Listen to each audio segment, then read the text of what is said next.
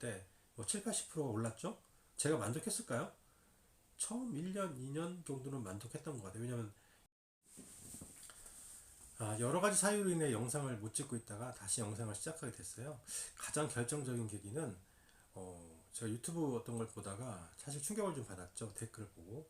또 기존에도 사실 취업 카페라든지 여러 군데 제가 취업이나 이직 쪽에 관심이 많으니까 자주 보게 됐는데 가끔 관련된 강의를 보다가 좀 본 댓글들이 좀 굉장히 충격적인 것들인 것 같아요. 예. 회사는 힘들 수 있어요. 회사는 힘들 수 있고, 왜냐하면 월급을 받고, 그러니까 돈을 번다라는 거는 내가 뭔가 정신적인, 육체적인 노동의 대가를 제공을 해야 되는 거잖아요. 그러면 쉬운 거라고 생각은 안 해요, 결코. 그냥 주어지는 건 없기 때문에. 근데 문제는 뭐냐면, 그럼에도 불구하고 왜 우리나라의 다수의 직장인들이 느끼는 고통들은, 뭐 자존감이 바닥으로 떨어지던가, 스트레스에 시달리다 우울감이 오고 그 다음에 정신적인 피로감이 누적되고 하다가 결국엔 뭐 공황장애까지 오거나 뭐 탈모가 오고 병원 진단도 받고 자 이런 사실들이 사실은 여러 가지 사유가 있을 수 있지만 일어나고 있고 굉장히 많고 일요일날 오후가 가장 두려운 시간 네, 월요일이 다가오는 것들이 회사가 즐겁지 않아도 정말 그렇게 싫은 곳이 되어야 하는 이런 현실들이 뭐 저도 비슷한 경험을 하긴 했지만 어쨌든 너무 안타까운 거예요. 그리고 그런 것들에 대안이 될 수 있고 좀 그렇지 않을 수도 있는 방법이 있는데 하는 것들을 좀 고민해 봐야겠다 같이. 예, 그래서 다시 영상을 찍기 시작했고 오늘 좀 드리고 싶은 얘기는 퇴사의 신호예요. 퇴사의 신호, 퇴사의 시그널들을 좀 얘기하고 싶은 건데 자, 첫 번째로 우리가 얘기하는 것들이 연봉이 불만족스럽고 이런 부분에 있어 가지고 퇴사를 하려고 하는 부분들이 있어요. 그 퇴사의 시그널 중에 이제 연봉 부분에 불만족이 쌓여서 하려고 한다라고 하면 그 부분을 좀 말씀드리고 싶은 거는 연봉이 정말 생계 유지가 어렵고 정말 내 최소한의 삶을 유지하기 어렵다? 혹은 회사에서 연봉이 잘 안 나와 막 끊겨 오히려 깎여 뭐 나오던 인센티브도 없어져 뭐 이런 경우는 사실 어, 퇴사를 고려할 만하죠. 예. 그런 상황이 계속 이어진다라고 하면 그건 좀 문제가 있어요. 예. 근데 다수의 상황들은 오히려 그렇다기보다는 그냥 어떤 다른 어떤 단순한 사실에 의해서 내가 어떤 불만족스러운 여러 가지 상황들이 회사의 상황들이 벌어졌을 때 하나의 어떤 시발점으로 삼아서 연봉이 너무 낮아 더 좋은 곳으로 가야 돼 이거 갖고 어떻게 살아 라는 생각이 이제 불거지면서 연봉에 대한 불만족으로 이어지고 이직을 결심하게 되는 경우도 많이 있어요. 퇴사를 결심한다. 근데 여러분 연봉에서 내가 반드시 알아야 되는 부분은 뭐냐면 연봉의 만족은 끝이 없어요. 연봉은 정말 끝나지 않는 스토리예요. 연봉은 기본급과 인센티브와 그 다음에 총 보상 개념으로 이제 어떤 복리후생정 현금성으로 주어지는 것들이 있는데 이것들 세 가지로 이제 총 보상 개념으로 봤을 때 어, 사실 굉장히 좋은 인센티브나 현금성으로 복지를 제공하는 회사들도 많이 있기 때문에 전체를 봐야 되는데 이 부분이 뭐 예를 들어서 한 20%가 오른다고 하는 게 20% 정도가 아마 이직했을 때 평균적인 연봉 인상률이라고 제가 듣긴 했거든요. 20에서 25%잘된 케이스겠죠. 뭐 15%도 많이 있을 거고. 그러면 20%를 오른다고 생각을 해보세요, 여러분. 자, 5천만 원을 받던 친구가 자 6천을 20%면은 6천이나요? 예. 20% 6천. 6천이 올랐어요. 이직을 했어요. 성공을 했어요. 자, 첫 달에 갔더니 지난달에 받던 것보다 한 뭐 세금 빼고 나면 한 70만 원, 60만 원씩 더 받아. 우와, 이거 정말 내 인생 정말 달라졌네. 와, 이제 막 슈퍼카 몰고 막 해외여행도 막 하와이 막 저기 뭐야 모로코, 몰디브 막 가. 이게 돼요? 다 의미가 없어요. 그게 될 수가 없어요. 예, 그렇게 되는 게 우리 삶이 아니에요. 예, 그런 일은 잘 벌어지지 않습니다.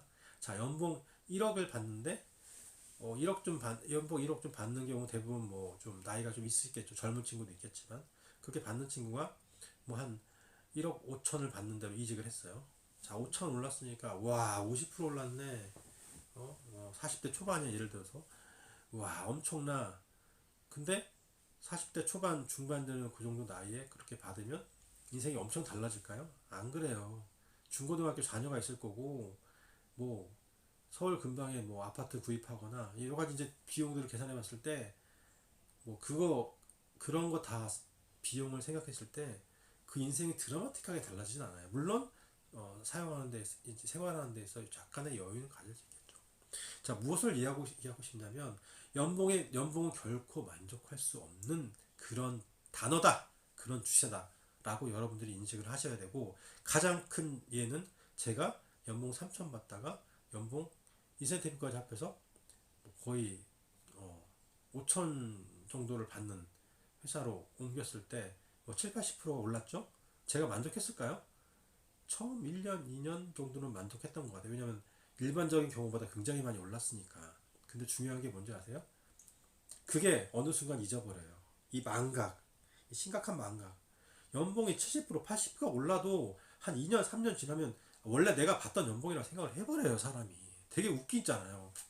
제가 그걸 경험을 했으니까. 그리고 나서 나중에 더 큰 연봉을 뭔가 좀 커리어적으로 굉장히 발전하고 싶고 연봉도 막 받고 싶고 막 몇 억씩 받고 이런 말도 안 되는 생각을 해서 이직을 막 하러 여기저기 쫓아다니고.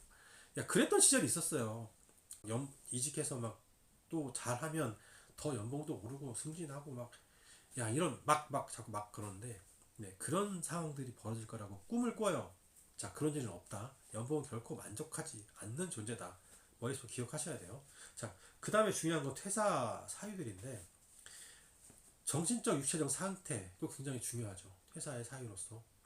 퇴사하고 싶은 신호로서 내 정신이 정말 망가져서 바닥을 치고 정말 우울감, 스트레스, 원형 탈모가 오다 우울감이 오다가 자존감이 바닥을 치고 힘들어 병원에 갔더니 공황장애 초기래.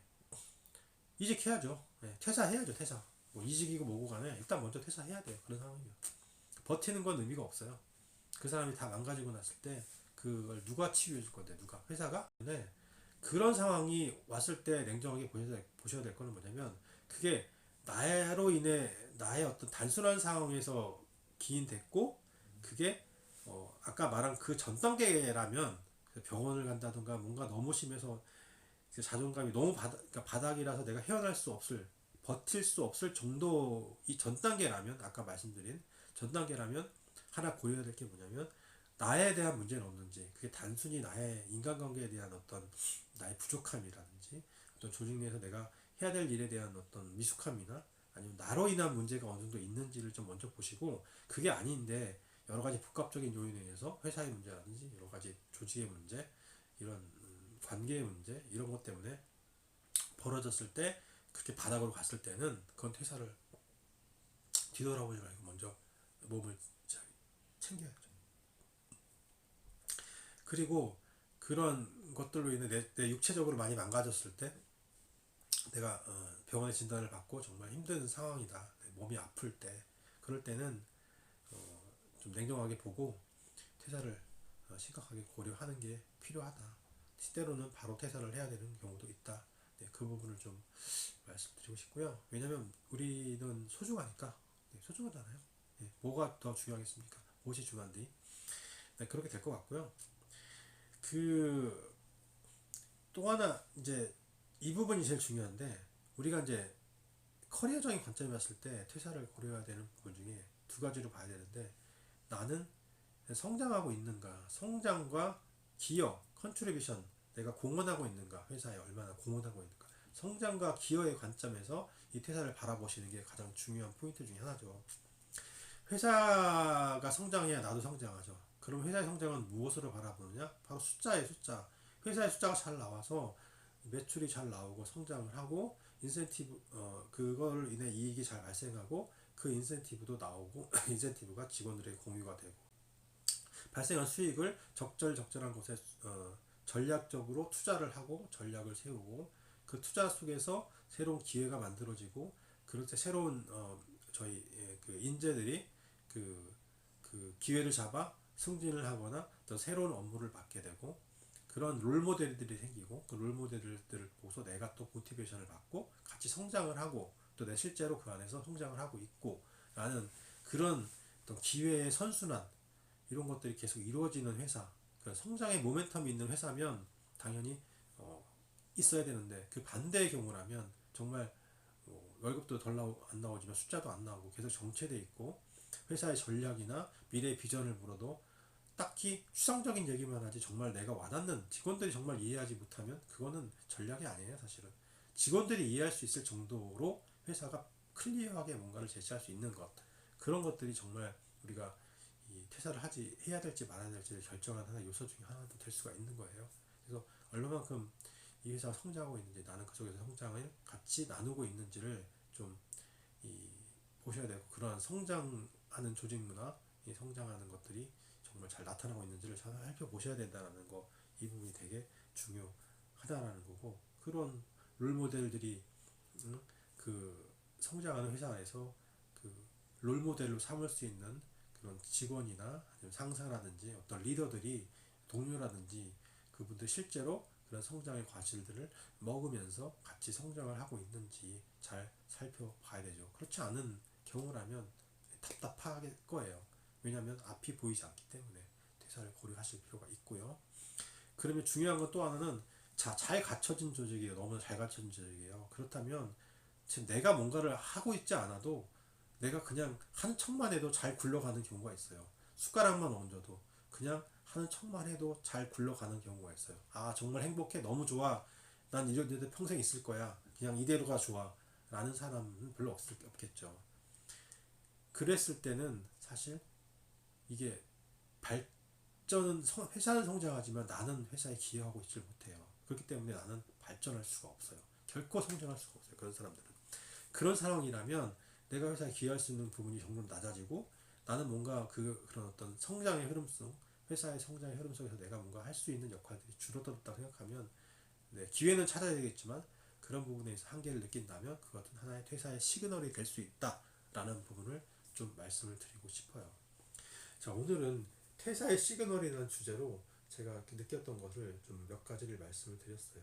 정말 아까도 말씀드렸지만 머리로는 잘 이해를 하고 싶지만 가슴으로는 잘 받아들일 수 없는 우리나라 직장인들의 현실, 정말 그 극도의 스트레스와 우울감, 그 정신적인 고통들을 당하면서 회사를 다닐 수밖에 없는 이 안타까운 현실들이 사실 너무너무 안타까워서, 어떻게 하면 그런 부분들을 좀 이렇게 좀 덜 느끼면서 바람직한 직장 생활 혹은 이직, 취업의 기회를 찾을 수 있을까 하는 부분들을 앞으로도 좀 제 경험을 통해서 좀 많이 나눠보고 싶습니다. 네, 고맙습니다.